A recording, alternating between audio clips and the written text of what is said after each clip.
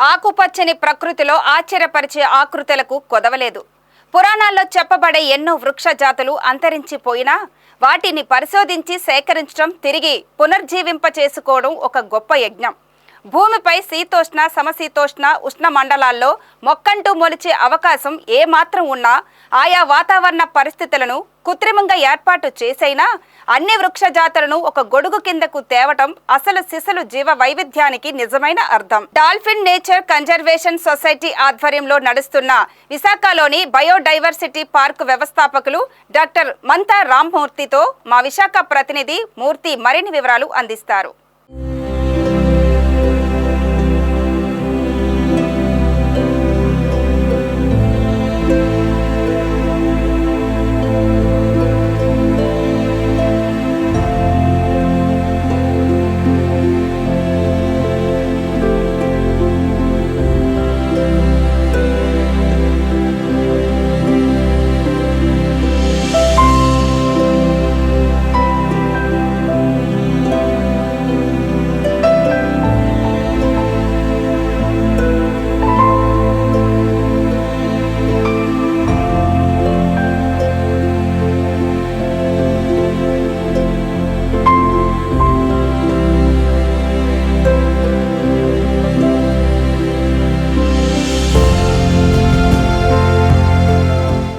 Concrete జంగిల్గా మారుతున్న విశాఖ నగరంలో 3 ఎకరాల స్థలంలో రూపుదిద్దుకున్న జీవ వైవిధ్య ఉద్యానవనంలో ప్రస్తుతం ఉన్నాము.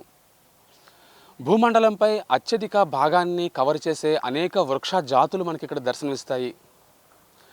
ఒక బొటానికల్ గార్డెన్గానే కాదు, ఎంతోమంది విద్యార్థులను ఆ శాస్త్రంలో ఉన్నత స్థాయికి తీసుకెళ్లేందుకు కావాల్సిన అన్ని రకాల వసతులు, ప్రయోగాలు ఇక్కడ మనం చూడొచ్చు. 23 ఏళ్లుగా దీనిని ఇంతింతై ఒటుడింతై అన్నట్లుగా పెంచుకుంటూ వస్తున్న డాక్టర్ మంతా రామమూర్తి గారు ప్రస్తుతం మనతో ఉన్నారు. ఆయన అడిగి మరిన్ని విషయాలు తెలుస్తున్నారు. సార్, మీరు చెప్పండి, ఈ ఉద్యానవనం ప్రారంభించడానికి మీకు ఉండే ప్రేరణ ఏంటి సార్? మానవులు ముఖ్యంగా ఈ పర్యావరణాన్ని, మొక్కల్ని కూడా, దానికి ఇంపార్టెన్స్ని కూడా ఈ మధ్య కాలంలో, ఈ ఆధునిక యుగంలో మర్చిపోతూ విధ్వంసానికి గురి చేస్తున్న సమయంలో మొక్కల యొక్క ప్రాముఖ్యం ప్రపంచానికి తెలియాలి. ముఖ్యంగా యువకుల్లోనూ, యువజనాల్లో వాటి యొక్క ఇంపార్టెన్స్ కానీ తెలిసినట్లయితే వాళ్ళు వాటిని రక్షించడం మొదలెడతారు. వనాలను రక్షించబడినట్టయితే ధర్మో రక్షితలాగే వృక్షో రక్షిత. ముఖ్యంగా ప్రాణవాయువునిచ్చేవి అవే. సో వేరే లివింగ్ గాడ్స్ అంటూ ఏం లేవండిది. నిజంగా చెప్పాలంటే సజీవ దేవుళ్ళు ఎవరంటే మొక్కలే, వృక్షాలే. సో ఆ విధంగా మొక్కల గురించి అన్నీ తెలపాలి, ఆ మొక్కల యొక్క ప్రాముఖ్యం తెలపాలి. అంతరించిపోతున్న మొక్కల గురించి వాటికి తెచ్చుకువచ్చి వాటి ఇంపార్టెన్స్ అందరికీ చెప్పాలనే ఉద్దేశంతో ఈ 2001లో పర్యావరణ పరిరక్షణ, పర్యావరణ అధ్యయనము, ప్రకృతి పరిరక్షణ, శోధన సంబంధించి అనేక మంది విద్యార్థులతో డాల్ఫిన్ నేచర్ కన్జర్వేషన్ సొసైటీ అనే సంస్థను 2001లో స్థాపించామండి. సో దాని తర్వాత 2002లో ఇంతవరకు మన ఆంధ్రప్రదేశ్లో కంబైన్డ్ తెలంగాణ, ఆంధ్రప్రదేశ్లో బొటానికల్ గార్డెన్ అంటూ లేదు. సో అన్ని రకాల మొక్కల గురించి వాళ్ళు చెప్పాలనే ఉద్దేశంతో 2002 జూన్ 5 పర్యావరణ దినం నాడు ఆర్సిడి హాస్పిటల్ లోపల 3 ఎకరాల స్థలంలో ఒక చక్కటి జీవ వైవిధ్య ఉద్యానవనాన్ని స్టార్ట్ చేశామండి. నేను డాక్టర్ మంతా రామమూర్తి, బీబీకే దాంట్లో అధ్యాపకుడిగా పనిచేసి రిటైర్ అయిపోయాను. నేను బేసికలీ మెరైన్ బయాలజిస్ట్. సో నా శ్రీమతి మంగతాయి, మేమందరం కలిసి ప్రెసిడెంట్ ఎగ్జిక్యూటివ్ కమిటీలో ముఖ్యంగా ప్రొఫెసర్ కామేశ్వరరావు గారు, ఉమాబాల గారు, ప్రసాద్ గారు, పద్మ, ఉమా, ఉషా వీళ్ళందరితో పాటు మాకు జోగారావు గారు సెక్రటరీగా ఉన్నారు. మేమందరం కలిసి మొన్న 22 ఏళ్ల పార్కుని మనం మా వార్షిక దినాన్ని జరుపుకున్నాం. 23 ఏళ్ల మనకి సొసైటీని కూడా మేము జరుపుకున్నాం అలాగా. సో ఇవాళ దీని ప్రత్యేకత ఏంటంటే 3 ఎకరాల స్థలంలో సుమారు 1700 పైన జాతులు ఉన్నాయండి దీంట్లోని. వాటిలో చాలా మట్టుకు మోర్ దాన్ 1000 అంతరించిపోతున్న మొక్కలండి. ఉదాహరణకి మన రెడ్ శాండస్ ఉంది, ఎర్రచందనం, మన పుష్ప సినిమాలో చూశారు. ఎలా అంతరించిపోతుందో, ఎలా దాన్ని కొట్టాలో చూపించారు తప్ప మనకి ఎలా వస్తుందో మనకు కాలేదు. అలాగే వేరప్పన్ కర్ణాటక, శాండ్ల్వుడ్, ఇవాళ శ్రీగంధం మంది మాట్లాడుతున్నాం, ఆ అప్పన్నకి మనంతా వేయాలని. ఆ గంధం ఎక్కడ వస్తుంది? గంధం చెట్లు కూడా అంతరించిపోతున్నాయండి. సో ఇది చిత్తూరు, కడప దాంట్లోనేమో ఇక్కడ మనకు దొరికే ఎర్రచందనం అంతరించిపోతుంది. కర్ణాటక మొత్తం దేశం మీద ఆదర్శమైనటువంటి అలాంటి చోటేమో శ్రీగంధం చెట్లు అంతరించిపోతున్నాయి. ఇలాంటి సర్పగంధ, అశ్వగంధ, కలబంద, అజగంధ కొన్ని వేల మొక్కలన్నీ కూడా అంతరించిపోతున్నాయండి. సో ఆ మొక్కలన్నీ సేకరిస్తున్నాం. అందరు పిల్లలే, for the students, by the students, students మాట ఇక్కడ అందరూ కూడా. ఈ 3 ఎకరాల్లో మొత్తం 10 సెక్షన్లు సెక్షన్లుగా చేసామండి దీన్ని. సో ఫర్ ఎగ్జాంపుల్ ఇది ఆర్కిడేరియం అంటే ఇలాగా, అదంతా అటుపక్క పామ్ గ్రూ, అన్ని రకాల పామ్ చెట్లు ఉంటాయి మన కొబ్బరి చెట్టు జాతులన్నీ కూడా. అలాగే ఫర్న్ సెక్షన్, రకరకాల ఫర్న్ మొక్కలన్నీ ఉంటాయి. ఆర్కిడ్స్ అని ఎక్కడా చూడండి, సింగపూర్ వాటిలోనో మేఘాలయ వాటిలో చూసి ఆర్కిడ్స్ అని ఇక్కడ ఉన్నాయండి. అది ఇలాగా అనేక రకాల మందు మొక్కలు కూడా ఔషధ మొక్కలు ఉన్నాయి, మొత్తం 300 రకాల పైన. కరక్కాయ, తానికాయ, సర్పగంధ, అశ్వగంధ ఇలాంటివన్నీ కూడా. ఇది కాకుండా ప్రత్యేకంగా సాక్రెడ్ గ్రూవ్స్ అంటామండి, పవిత్ర వృక్షాలు. మనకి రామాయణం, మహాభారతం, అలాగే కాండవదాహరణలను, ద్వైతవనంలో వాటిలో చెప్పిన ప్రతి మొక్క ఇక్కడ తీసుకొచ్చామండి. రాశి వనం అని, నక్షత్ర వనం అని, వినాయక వనం అని, సప్తఋషి వనం అని, నవగ్రహం వనం అని, అలాగే జీసస్ సంబంధించిన అన్ని మొక్కలు, అల్లాకు సంబంధించిన మొక్కలు, బౌద్ధుడు చెప్పిన అన్ని మొక్కలు అన్నింటిలో అధ్యయనం చేసి ప్రత్యేకంగా సెక్షన్గా పెట్టామండి. ఎడారి మొక్కలు పెట్టాం, నీటి మొక్కలు పెట్టాం. ఇలా ఇక్కడ లేని మొక్క అంటూ లేదు సార్ ఇలాగా. So it's a living laboratory for all children right from LKG to PG. ఒకటి పరిశోధనాలయం, 2 ఇక్కడ 125 రకాల సీతాకోక చిలుకలు వాడి గుడ్డు, లార్వా, ప్యూప మొత్తం అంతా జరుపుకుంటాయండి. 70 రకాల పక్షులు మేము గుర్తించామండి. ఇంత చక్కటి ఉద్యానవనం అన్నీ కూడా బోర్డ్స్ రూపంలో మనం పెడతాం. ప్రతిదీ కూడా ఒక బ్లాక్స్ రూపంలో ఉంటుంది. సో ఇంత చక్కటి ఉద్యానవనం నిజంగా చెప్పాలి, ఇండియా మొత్తం మీద 3 ఎకరాల్లో అన్ని జీవావరణ వ్యవస్థలు కలిగి ఉండి, సముద్ర వ్యవస్థ ఉంది, మనకి మా అడవి వ్యవస్థ ఉంది, ఎడారి వ్యవస్థ ఉంది, మా ఔషధ వ్యవస్థ ఉంది, మనకి ఇలా అన్ని వ్యవస్థలు ఒక చోట ఎక్కడా లేవు సార్. అది వీటన్నిటికీ సంబంధించిన వనరులు, ముఖ్యంగా భూమి పరిస్థితి ఎలా ఉంది ఇక్కడ, దీన్ని ఎలా మీరు తీర్చిదిద్దగలిగారు? సో యాక్చువల్గా ఈ ల్యాండ్ మనకి అంత కన్వీనియంట్ కాదండి, అది ఎర్రమట్టి అంతా కూడా చదభూమి. సో కష్టాల గురించి నేను ఇప్పుడు చెప్పదలుచుకుని దీని ఇంపార్టెన్స్ నేను చెప్తున్నాను కాబట్టి ఇక్కడ ఈ చదభూమికి సంబంధించి నేను కూడా విద్యార్థిని అయ్యి గత 23 ఏళ్ళ బట్టి ఎన్నో నేర్చుకున్నాం సార్, ఎలాగ దీన్ని సాధించాలని చెప్పి. సో రకరకాల వాతావరణ పరిస్థితులు మేము కల్పిస్తున్నాం ఇక్కడ ఆర్టిఫిషియల్గా. ఫర్ ఎగ్జాంపుల్ ఇక్కడ గ్రీన్ హౌస్ పెట్టాం ఇక్కడ. సో అక్కడ ఎక్కువ లైట్ రాకూడదు, అక్కడ డిఫ్యూజర్ లైట్ ఉండాలి మనకు, అలాగా తేమ ఎక్కువ ఉండాలి. ఇంకో చోట డెజర్ట్ వ్యవస్థ పెట్టాం అక్కడ మనకి ఏమంటే లైట్ డైరెక్ట్గా రావాలి, తక్కువ తేమ ఉండాలి అలాగా. సో వాటిని స్టడీ చేసి అధ్యయనం చేసి ఆ పరిస్థితిని కల్పిస్తూ అన్ని రకాల మొక్కల్ని పెంచడానికి ట్రై చేస్తున్నాం ఇక్కడ. ముఖ్యంగా మనం పురాణ కాలం నాటి మొక్కలు ఉన్నాయని చెప్తున్నారు, అసలు పురాణాల్లోనే మర్చిపోతున్నారు జనం అసలు ఏం జరిగిందో.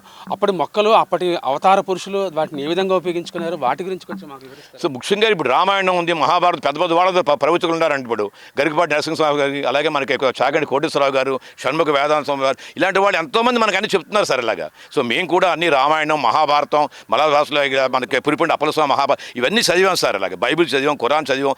ఏంటి అసలు అన్ని మతాలకు సంబంధించి ఏమైనా కామన్ ఉందా? వృక్షాలే కామన్ సార్ ఇలాగా. ప్రతి మతం వాళ్ళు చెప్తారు వృక్షాలే కావాలి, వృక్షాలే దేవుళ్ళు అంటారండి. సో అవన్నీ గ్రహించాం, వాటిని తీసుకువచ్చి వాటిలో ముఖ్యమైనవి అంతరించిపోతున్నవన్నీ తీసుకొచ్చి ఇవన్నీ కూడా ఒక చోట పెట్టామండి, పెట్టి పూజిస్తాం. సో ఇలాగ ఒక చోట అన్ని పవిత్ర వృక్షాలు, రాశి కానీ సప్తఋషి కానీ అలాగ ఎక్కడ లేవు సార్ అలాగా మొత్తం మీద. సో ఒక సుమారుగా ఒక 600 స్క్వేర్ మీటర్స్లో సాక్రెడ్ గ్రూవ్స్ అనే సెక్షన్ కూడా పెట్టాం. ఇంతేకాకుండా రాక్షస బలుల కాలంలో ఉండే మొక్కలు, ఆ రాక్షస బలు అంతరించిపోయాయండి. ఆ మొక్కలు కోన్ బేరస్ మాట అవి అన్నీ కూడా చాలా రేర్ ప్లాంట్స్. వాటన్నిటిని కూడా సేకరించి ఒక చొక్కడ మనం ఒక సెక్షన్గా పెట్టామండి. ఇలాగా అందరూ పిల్లలండి, స్టూడెంట్స్ అందరూ రకరకాల ప్రాంతాల నుండి విత్తనాలు స్టెమ్ కటింగ్ తీసుకురావడం, వాడు వచ్చి రాత్రింబగళ్ళు చదువు చేయడం వల్ల ఇవాళకి ఇది చక్కటి ఉద్యానవనంగా రూపొందిందండి. మా ఎఫర్ట్స్ ఒకటే కాకుండా మేము పెట్టాం, కొన్ని లక్షలు మేము పెట్టాం, రాత్రింబగళ్ళు వర్క్ చేస్తున్నాం. Because I believe only in one, no caste, no creed, no religion, only plants living gods అని. సో మా సమితి అంతే, మా వచ్చే మెంబర్స్ అందరూ అంతే. సో ఇంత చక్కటి ఉద్యానవనం మాత్రం ఒకటి చెప్తానండి ఇలాగా, ప్రతి వాళ్ళకి అటు ఫోటోగ్రాఫర్స్కి కానీ, అటు రీసెర్చ్ పరిశోధకులకు కానీ, ఎన్విరాన్మెంటలిస్టులకు కానీ, ఇకాలజిస్టులకు కానీ అందరికీ ఉపయోగపడుతుంది సార్ ఇది. సార్ ముఖ్యంగా ఇంత పెద్ద ఎత్తున మీరు ఒక చిన్న స్థాయి నుంచి ప్రారంభం చేశారు కదా, భవిష్యత్తు ఏ విధంగా ఉండబోతుంది, ప్రభుత్వం నుంచి మీకు ఎలాంటి సాయం ఆశిస్తున్నారు? సో ఇంత చక్కటి జీవ వైవిధ్య ఉద్యానవనానికి ప్రస్తుతం చాలా అడ్డంకులు ఏర్పడుతున్నాయండి. అందరూ పిల్లలతోనూ మేముతోనూ ఏర్పడిన ఉద్యానవనం యొక్క మనకు ఫైనాన్షియల్ రిసోర్సెస్ చాలట్లేదు. 2013 వరకు డాల్ఫిన్ నేచర్ కన్జర్వేషన్ సొసైటీ మాత్రమే మెయింటైన్ చేసింది. 13-14లో శేషాద్రి గారని యువరాజు గారు వాళ్ళు ముందుకు వచ్చి ఓడా తీసుకుంటుంది దీన్ని పూర్తిగా, మీరు పైసా కూడా డబ్బు పెట్టక్కర్లేదు, పిల్లలు మొక్కల్ని పెంచండి, అన్ని రకాల మొక్కలు తెప్పించండి, అందరు విద్యార్థులకి ఫ్రీగా చక్కగా మీరు రకరకాల వర్క్షాప్స్ కండక్ట్ చేయండి, మొక్కల గురించి పర్యావరణం గురించి మీరు అన్ని వాళ్ళు తెలియచెప్పండి అని చెప్పారండి. కానీ మనకి హుదూద్ వచ్చింది. ఆ తర్వాత ఒక ఏడాది మాత్రం వాళ్ళు పూర్తి సహాయం అందించారు. ప్రెసిడెంట్ అంటే మొన్నటి వరకు వాళ్ళు 2 తోటమాలు మాత్రం ఇచ్చారు, అదే ఇప్పుడు కూడా ఒక తోటమాలు మాత్రమే ఉన్నారండి. సో అనేక రకాల బాధలకు గురవుతూ మేము మా సభ్యులు, ముఖ్యంగా విద్యార్థులు చిన్న చిన్న అమౌంట్స్ నుండి మొత్తం ఒక 5-6 లక్షలు చాలా కష్టంగా సంపాదిస్తూ ప్రెసిడెంట్ ఈ గార్డెన్ మెయింటైన్ చేస్తున్నామండి. సో మా కోరిక ఏంటంటే ఇంతటి చక్కటి ఉద్యానవనం, జీన్ బ్యాంక్ అంటాం, ప్రెషస్ జీన్ బ్యాంకు, ఇలాంటి వైవిధ్యం ఉన్న చెట్టు ఇంకెక్కడ లేవండి అలా అన్ని వైవిధ్యం. సో ఇది ఒక నేషనల్ హెరిటేజ్ కింద దీన్ని మనం గుర్తించాలి. మా మేషాలు అదే చెప్తుంటారు అలాగా. న్యాచురల్ హెరిటేజ్ సైట్ కింద ఒక రాణి చంద్రమణి దేవి హాస్పిటలే ఒక ఇది యాక్చువల్గా. సో దాంతోపాటు ఇన్ని రకాల మొక్కలు ఎప్పటిప్పుడో ఉన్న మొక్కలన్నీ ఉన్నాయి, అంతరించిపోతున్నాయి. కాబట్టి దీన్ని ఒక హెరిటేజ్ సైట్గా గుర్తించి ప్రభుత్వం వారు కేంద్ర ప్రభుత్వం వారు ఆర్థిక సహాయం ఇవ్వాలి ఒకటి. రాష్ట్ర ప్రభుత్వం వారు ముఖ్యంగా మన ఊడా వారు కానీ వాళ్ళు ఎలాగ తీసుకున్నా ఉంటున్నారు, వారు మరింత ఆర్థిక సహాయం చేస్తూ ప్రజెంట్ అన్నీ కూడా మనకి ఇబ్బందులు ఉన్నాయండి.